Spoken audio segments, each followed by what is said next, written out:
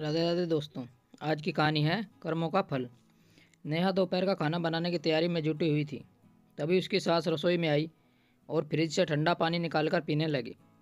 उसके बाद वह देखने लगी कि बहू क्या क्या बना रही है। उन्होंने थोड़ी देर के बाद अपनी बहू से कहा, सुनो बहू, आज दोपहर में छोले चावल बना लेना, बड़े दिनों से खाने का मन कर रहा है। नेहा कहने लगी, अम्मी जी, आज तो मैंने दाल चावल और आलू की सब्जी तैयार कर ली है। वैसे भी सुबह से मेरी तबीयत कुछ ठीक नहीं लग रही है, तो आप प्लीज़ आज यही खा लीजिए। कल मैं आपके लिए छोले चावल बना दूंगी। उसकी सास कहने लगी, नहीं बहू, मैंने जो कहा है वही खाना बनाओ। आज नहीं खाना है दाल चावल सब्जी, शाम को वही छोले रख देना, तो रोटी के साथ मैं वही खा लूँगी। उसकी सास को खाने पीने का बड़ा शौक़ था और उसे भी अपनी सास की फरमाइश पूरी करने में मज़ा आता था। लेकिन आज उसकी तबीयत थोड़ी ख़राब थी तो वह मना करने लगी, मगर उसकी सास गुस्से से कहने लगी कि तुम्हारे मम्मी पापा ने तुम्हें ज़रा भी संस्कार नहीं दिए हैं कि सास के साथ कैसे बात करनी चाहिए। अरे हमारे ज़माने में तो सास बस इशारा कर देती थी और हम झट से काम करने लग जाते थे।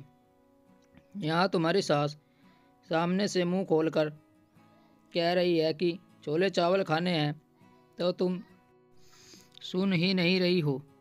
तुम बड़ी ढीठ हो गई हो। नेहा अपनी सास की बात सुनकर हैरान रह गई कि मैं हमेशा सासू जी की हर एक फरमाइश पूरी करती हूँ। आज एक बार मना क्या किया, मम्मी जी मुझे क्या क्या सुना रही हैं। आखिरकार उसे भी गुस्सा आया। वह कहने लगी, ठीक है मम्मी जी, आप जो बोलोगी मैं वही बना दूंगी। फिर वह मुंह से गुस्से से सारा काम करने लगी, मगर शाम होते होते थकान के कारण उसकी तबीयत और भी बिगड़ गई। रात को उसने जल्दी से डिनर बनाया और बुखार की गोली खाकर सो गई। लेकिन सुबह उसका माथा बहुत तप रहा था। तब उसके पति अंकुर ने उसके माथे पर ठंडी पानी की पट्टियाँ रखी। थोड़ी देर में उसका बुखार उतर गया। उसके पति ने कहा कि तुम आराम करो, नाश्ता मैं बना दूंगा। यह कमरे से बाहर आया तो देखा कि उसकी माँ नहा धोकर पूजा कर रही थी। जब उसकी माँ पूजा ख़त्म करके आई तो उसने कहा, माँ सुनो, आज नेहा की तबीयत ख़राब है तो नाश्ता मैं बना दूंगा और दोपहर में कुछ खाना तुम बना देना। उसने दवाई खाई है तो उसे आराम करने देना। बहू तो रोज़ आए दिन बीमार ही रहती है, तो क्या मैं रोज़ खाना बनाऊंगी? अंकुर कहने लगा, यह तुम क्या कह रही हो माँ? अगर परिवार में कोई बीमार होता है तो उसकी मदद करनी ही पड़ती है। तुम उसके लिए थोड़ा काढ़ा भी बना देना। अच्छा, मुझे ऑफिस जाने के लिए देर हो रही है। इतना कहकर वह नाश्ता बनाने लगा। नाश्ता बनाकर वह ऑफिस निकल गया। तब उसकी माँ गुस्से में रसोई में आई और उसने चाय का पानी गैस पर चढ़ाया और कड़वी सी चाय बनाकर अपनी बहू को दी और कहने लगी, तुम चाय के साथ नाश्ता कर लो, अब मुझसे खाना नहीं बनेगा। फिर दवाई खा लेना।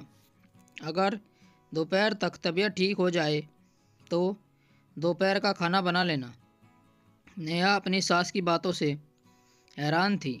खैर दोपहर तक नेहा को बहुत कमज़ोरी महसूस हो रही थी, तो उसने कहा, मम्मी जी, मुझसे उठा नहीं जा रहा है, आप दोपहर का खाना बना लीजिए। तब उसकी सास ने अपना दिमाग चलाया। वो सोचने लगी कि मैं घर में बैठकर बहू के लिए खाना क्यों बनाऊं। उन्होंने अपनी एक दो सहेलियों को फ़ोन किया और कहने लगी कि चलो आज हम लोग लंच पर बाहर चलते हैं। फिर वह रसोई में गई और दाल चावल निकाल कर नमक हल्दी डालकर 4 गिलास पानी डालने के बाद कुकर गैस पर चढ़ा दिया। 2 सीटी लगने पर कच्ची सी खिचड़ी ले जाकर अपनी बहू को देते हुए कहा, लो बहू, तुम दोपहर में यह खिचड़ी खा लेना, मैं बाहर जा रही हूँ अपनी सहेलियों के साथ लंच करने के लिए। ऐसा खाना देखकर नेहा हैरान थी। कहने लगी, मम्मी जी, बीमारी में ऐसा खाना खाने से मैं और बीमार हो जाऊंगी। आप मेरे लिए रोटी सब्जी नहीं बना सकती थी? तब उसकी सास बोली, बहू, तुझे क्या लगता है बीमारी का बहाना बनाकर तुम पलंग तोड़ोगी और मैं तुम्हारे लिए रोटी सब्जी बनाऊं? चुपचाप ये खिचड़ी खाकर पेट भर ले और मैं खाना खाने बाहर जा रही हूँ। नेहा उदास होकर बोली, मम्मी जी, खिचड़ी के चावल तो देखो कच्चे हैं, ऐसे कैसे खाऊं? यह सुनकर उसकी सास बोली, खाना है तो खाओ, नहीं तो तुम जानो। मैं तुम्हारे लिए खाना बनाने तो नहीं बैठूंगी और ना मैं ऐसा सादा खाना ज़िंदगी में कभी खाऊंगी। मैं तो बाहर खाना खाने जा रही हूँ। सास की बातें सुनकर नेहा की आंखों में आंसू आ गए। वो सोचने लगी कि मुझे बुखार है तो मम्मी जी मुझे अच्छा खाना नहीं दे सकती। खैर अगले दिन तक उसकी तबीयत ठीक हो गई तो वह किचन में खुद ही आकर खाना बनाने लगी। लेकिन यह बात उसके दिल में घर कर चुकी थी। जब भी वह खाना खाती थी या बनाती थी तो यह बात उसके दिमाग में आती थी कि मैं सबको पकवान खिलाती हूँ और मेरे बीमार पड़ने पर मुझे कोई खाना देने वाला नहीं है। उसकी सास रोज़ उसे फरमाइशें करके पकवान बनवा कर खाती थी। कभी कभार नेहा बोलती थी, मम्मी जी, ज़्यादा तेल मसाले का खाना आपकी सेहत को नुकसान कर सकता है। तो वो गुस्से में भड़कते हुए कहती थी कि मैं अपने बेटे की कमाई खाती हूँ, तुझे क्या करना है? तू बस हाथ चला, जुबान मत चला। नेहा फिर भी कुछ भी नहीं बोलना छोड़ दिया था, क्योंकि इस बात से उसके पति अंकुर ने भी डांट पड़ती थी कि तुम माँ के खाने पीने को लेकर उनसे कुछ मत कहा करो, उन्हें जो अच्छा लगे बनाकर खिला दिया करो। धीरे धीरे ज़्यादा तेल का भोजन खाते खाते कब उनका कोलेस्ट्रॉल, बीपी और शुगर अनियंत्रित हो गया, उन्हें खुद ही नहीं पता चला। एक दिन सुबह सुबह वो कहने लगी, बहू, मुझे आज आलू के पराठे खाने हैं। उस दिन कमजोरी के कारण नेहा को चक्कर आ रहे थे। वह कहने लगी कि मम्मी जी, आज मैंने चावल बनाए हैं, आप वही खाकर नाश्ता कर लो।